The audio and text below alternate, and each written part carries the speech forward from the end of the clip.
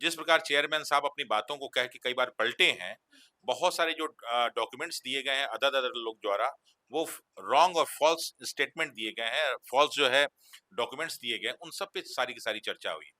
कि 13 दिसंबर को जो बच्चे बापू परीक्षा परिसर में अनुपस्थित थे, उनका भी एडमिट कार्ड जारी किया गया 4 तारीख वालों में। अगर 4 तारीख में उनको वो बेनिफिट मिला, तो बाकी सारे अदर सेंटर में जो एब्सेंट थे, उनको क्यों नहीं मिला? साहब ये कहाँ से आ गए? और मुझे तो बड़ा आश्चर्य लगा। झोल है। हमें नहीं झोल महाझोल है। मुझे तो आश्चर्य ये लग रहा था कि चेयरमैन साहब ने कैसे बिहार के सारे टैलेंटेड बच्चों को एक ही बाबू परीक्षा परिसर में रखवा दिया।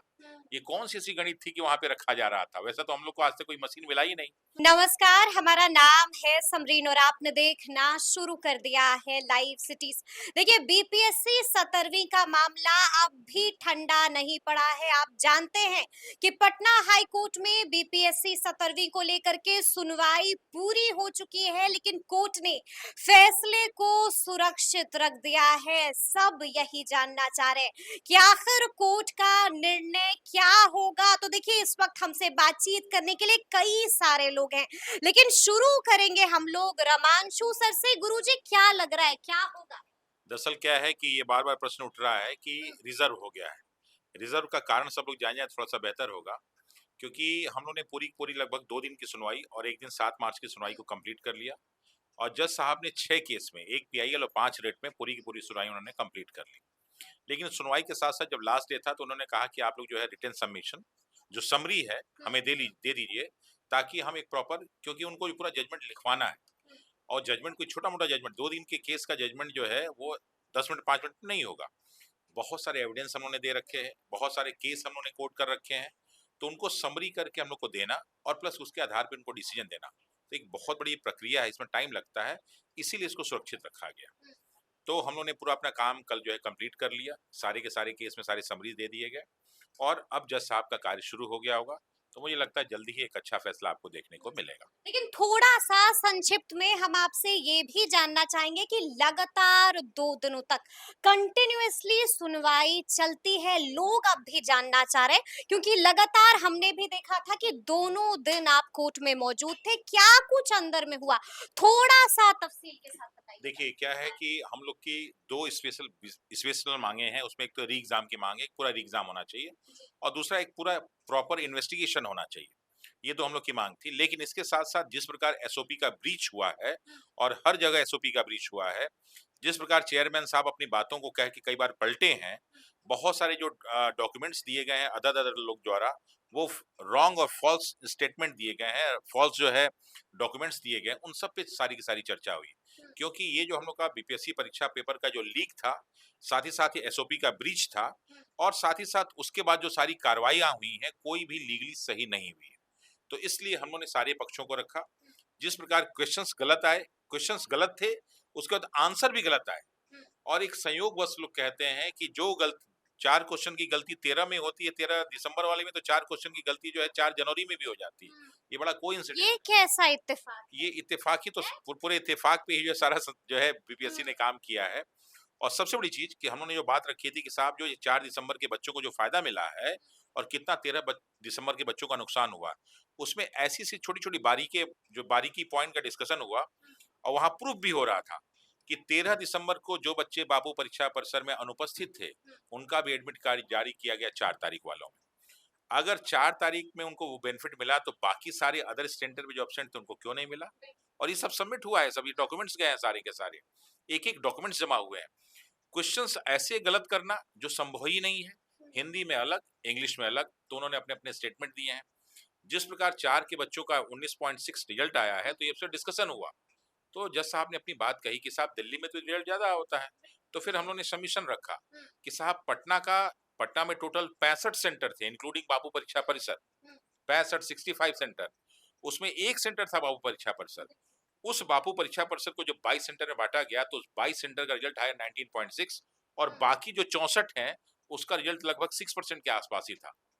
यानी अगर पटना की बात करते हैं तो पटना में और भी तो 19.6 होना चाहिए। और ये जो 19.6 रिजल्ट आया 4 तारीख का, ये कुल मिला के जो 22 सेंटर में डिवीजन किया गया उसमें, अगर उसमें देखा जाए तो हर का तो 19.6 नहीं होगा। किसी का हो सकता है 15 हो, तो किसी का हो सकता है 20 या 30% भी हो। यानी एक क्लास में हर 10 में से जो है 3 सेलेक्ट हो रहा है। ये संभव ही नहीं है। कितना भी क्यों संभव नहीं है कि इन्हीं बच्चों को माननीय चेयरमैन साहब ने उपद्रवी कहा, इन्हीं बच्चों को नॉन सीरियस कहा गया, और वो नॉन सीरियस बच्चे हर 10 में से 3 सेलेक्ट हो रहे हैं। साहब ये कहाँ से आ गए? और मुझे तो बड़ा आश्चर्य लगा, झोल है। हमें नहीं, झोल महाझोल है। मुझे तो आश्चर्य ये लग रहा था कि चेयरमैन साहब ने कैसे बिहार के सारे टैलेंटेड बच्चों को एक ही बाबू परीक्षा परिसर में रखवा दिया। ये कौन सी ऐसी गणित थी कि वहां पे रखा जा रहा था? वैसे तो हम लोग को आज तक कोई मशीन मिला ही नहीं कि जिससे छांटा जा सके कि भाई मशीन में कोई सॉफ्टवेयर डाल दें कंप्यूटर में कि वो छांट ले कि जो टैलेंटेड लड़के हैं सब एक साथ बाबू परीक्षा परिसर में जाएंगे। इसमें विवाद हुआ जब दिल्ली और जो लखनऊ पटना वाला विवाद चल रहा था, तो उन्होंने कहा कि साहब यूपीएससी में क्या होता है ना कि आपको चूज करना होता है सेंटर। यहाँ पे पटना में जो है रेंडमाइज था, आप नहीं कर सकते थे, तो सेम हो ही नहीं सकता था। ऐसे बहुत सारे मुद्दे थे जिसका कोई जवाब नहीं था। एक बहुत बढ़िया मुद्दा वहां पे डिस्कशन हो रहा था। मुद्दा क्या था कि जब माननीय पीके शाही सर और ललित किशोर सर अपनी बात कर रहे थे, तो उन्होंने कहा कि साहब बाहर से कुछ उपद्रवी तत्व आ गए, कुछ यहाँ पे उपद्रवी तत्व थे जिन्होंने ये काम करने की कोशिश की। कहा वेरी गुड। तो माननीय जो है जज साहब ने कहा कि आपके पास इतनी बड़ी मशीनरी और वो उपद्रवी तत्व आके काम कर गए और आप लोग कुछ नहीं कर पाए। कहा ये कौन लोग थे? कहा ये कुछ कोचिंग वाले लोग थे। कहा अच्छा कोचिंग वाले लोग ऐसा किए? तो सुना है कि कोचिंग वालों को आपने बुला के दो दो बार मीटिंग भी की। बिल्कुल इसका भी ठीक है, और ये किस कानून के तहत हुआ है? ये सारा का सारा वहां डिस्कस हो रहा था। एक तो एक इसका जवाब बीपीएससी ने क्या दिया? कुछ नहीं दिया। उसके जवाब है ही नहीं तो देगा कहाँ? ना रिटेन में उन्होंने यानी जवाब। कि आप ये कह रहे हैं कि बीपीएससी ने वहां पर इस सवाल पर चुप्पी साध ली? कई मैक्सिमम मैक्सिमम प्रश्न पे उन्होंने चुप्पी साधी है। मैक्सिमम प्रश्न पर चुप्पी साध ली है बिल्कुल, देखिए बीपीएससी ने। यानी कि क्या फंस गया है गुरुजी बीपीएससी? देखिए पूरी तरह से फंसा हुआ है, प्रशासन भी फंसा हुआ, बीपीएससी भी फंसा हुआ, और ये सब लाइव हो रहा था। ऐसा नहीं कि हम लोग बैठे हुए थे, ये लाइव हर जगह जो है मोबाइल पे चल रहा था, बच्चे लोग देख रहे थे, सारे लॉयर्स बैठे बैठे देख रहे थे कि क्या वहां पे हो क्या रहा हो रहा है? है। और बीपीएससी की तरफ से या प्रशासन की तरफ से, अब देखिए एक छोटा सा इशू और आपको बता दें, राम इकबाल सिंह इनविलेटर जिनकी मृत्यु होती है, डीएम की सवाल। रिपोर्ट आता है, बगल में हॉस्पिटल सेम बाउंड्री से सटा हुआ हॉस्पिटल है, वो देता है कि साहब 11 बजे वो मृत्यु हो गया हमारे पास 11 बजे, और डीएम की रिपोर्ट आती है क्या 12:30 पौने 1 बजे। ठीक है, ये कैसे हो सकता है? ये कंट्राडिक्शन कैसे हो सकता है? हम आपके पास भी आएंगे। देखिए जोरदार बहस चली है, क्या लगता है फैसला किसके हक में आएगा? फैसला हम लोग के ही हक में आएगा क्योंकि कॉन्फिडेंस है? कॉन्फिडेंस है, पूरा कॉन्फिडेंस है? पूरा कॉन्फिडेंस है। कहीं पर फंसे नहीं आप लोग? नहीं नहीं, हम लोग कहीं भी नहीं फंसे। कई सारे ऐसे वाइटल इश्यूज होते हैं जो संवैधानिक मूल्यों को सरासर कॉन्ट्राडिक्ट करते हैं। आर्टिकल 14-16 की बात तो चली है। Article 21 right to life and liberty, उसका भी वायलेशन हुआ है, right to fair procedure. Fair procedure क्या कहता है कि भाई साहब जो भी रिजल्ट पब्लिश हो वो फेयर प्रोसेस से होना चाहिए, उससे कोई प्रोसीजरल फ्लॉ नहीं होना चाहिए। और जो सबसे बड़ी बात सर ने कही कि आखिर वो क्या हुआ था कि 19.6% का रिजल्ट आया, वो बच्चे हमारे ही हैं दोनों जगह, 4 वाले 13 वाले भी, ठीक है। बट पॉइंट ये है कि जो प्रोसीजर अडॉप्ट किया गया वो सिर्फ प्रोसीजर फ्लॉट है। ठीक है, जैसा कि अभी आपने कहा कि हम कहीं नहीं फंसे, तो जरा ये तो बताइए कि बीपीएससी कहाँ फंसा? सबसे पहली बात तो बीपीएससी इस मुद्दे पे बीपीएससी के पास कोई जवाब नहीं है कि आपने रिजल्ट किस मेथोडोलॉजी से पब्लिश किया। पॉइंट नंबर अच्छा, हाँ, इस पे कोई यानी कि नॉर्मलाइजेशन का भी सवाल उठा था। सवाल नॉर्मलाइजेशन से ज्यादा ये उठा कि ये प्रश्न मैंने ही उठाया था वहां पे कोर्ट के अंदर में कि बीपीएससी के पास कोई मेथड ही नहीं है जिस मेथड के थ्रू ये दोनों का रिजल्ट पब्लिश कर सके। क्योंकि आपको एक बात बता दें, नॉर्मलाइजेशन एक मैथमेटिकल फार्मूला है, और ये मैथमेटिकल फार्मूला तभी एप्लीकेबल हो सकता है जब उसके कुछ प्री कंडीशंस मीट करे। उसके कुछ प्री कंडीशन में पहला प्री कंडीशन है कि जब दोनों सेट का जो नंबर है इक्वल होना चाहिए, बराबर होना चाहिए लगभग। तो एक तरफ 3,30,000, एक तरफ 6,000 बच्चे, तो यहाँ नॉर्मलाइजेशन लग ही नहीं सकता है मैथमेटिकली। वही मैंने रिसर्च पेपर वहाँ पे कोर्ट में सबमिट किया था, ठीक है। तो वैसी परिस्थिति में यहाँ पे हम लोग के जो सबमिशन ये है कि इस पर्टिकुलर केस में आप कोई फार्मूला लगा कर पब्लिश कर ही नहीं सकते हैं, न रॉ मार्क्स पे ना कोई फार्मूला लगा के। तो वैसे में सिर्फ फ्री एग्जाम बचता है।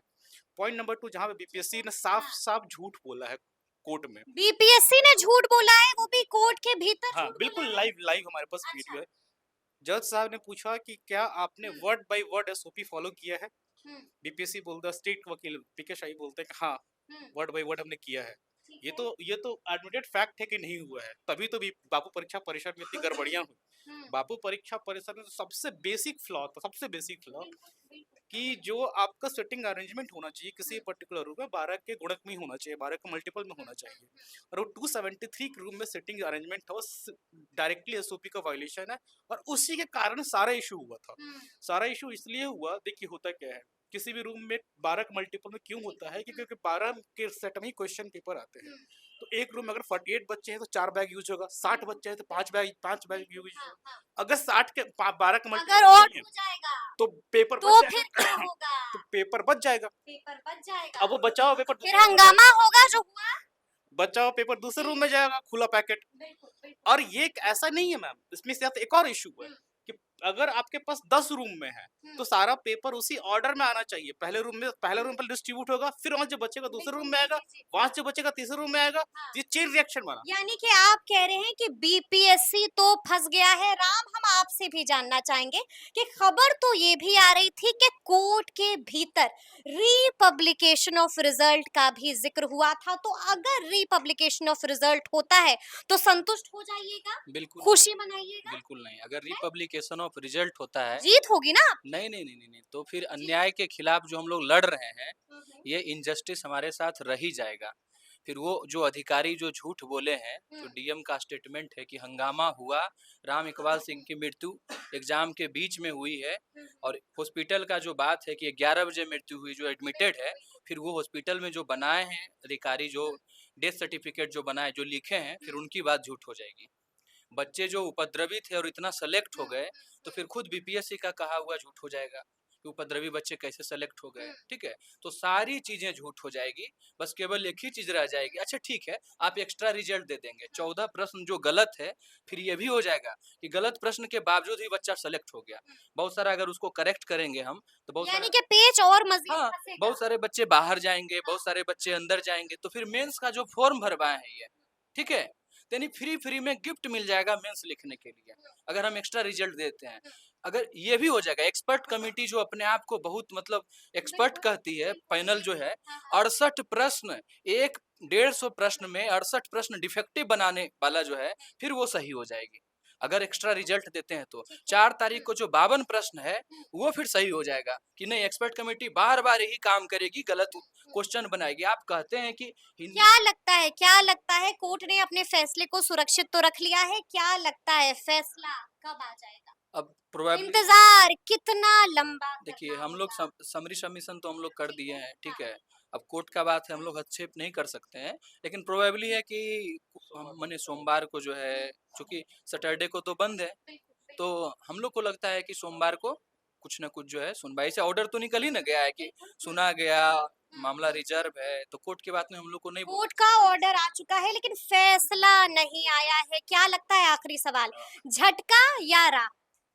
नहीं, राहत नहीं, विजय।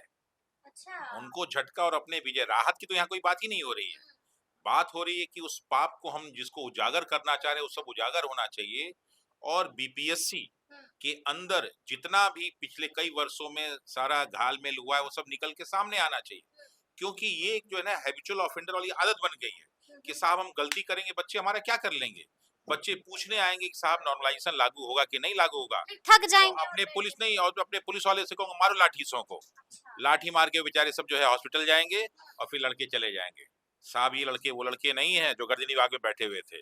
हम लोग ने कह दिया है कि हम लोग उसकी नींव हिलाएंगे, तो हिला दिया है हमने लोग ने। ऐसा आज तक कभी नहीं हुआ। और एक एक पॉइंट पे एसओपी में सर ने जैसा बोला ना, ये था कि हर 500 पे एक दंडाधिकारी होना चाहिए। तो उसके हिसाब से बाबू परीक्षा परिसर में 12,000 बच्चे थे, तो कुल मिला के 24 दंडाधिकारी हुए, और वहां कोई बीपीएससी का अधिकारी तक नहीं था, कोई डिसीजन लेने वाला। यानी कि आप यही कह रहे हैं कि गुड न्यूज तो अवश्य मिलेगी। गुड न्यूज नहीं, बेस्ट न्यूज। बेस्ट न्यूज तो अवश्य मिलेगी। तो अब देखना होगा कि आगे आगे क्या कुछ होता है। तो फिर ये पूरी बातचीत और ये पूरी वीडियो आपको कैसी लगी है, कमेंट करके हमें जरूर बताइएगा। तो ऐसे तमाम अपडेट्स के लिए बिल्कुल ऐसा ही हमारे साथ बने रहिएगा और देखते रहिएगा लाइव सिटीज। बहुत शुक्रिया।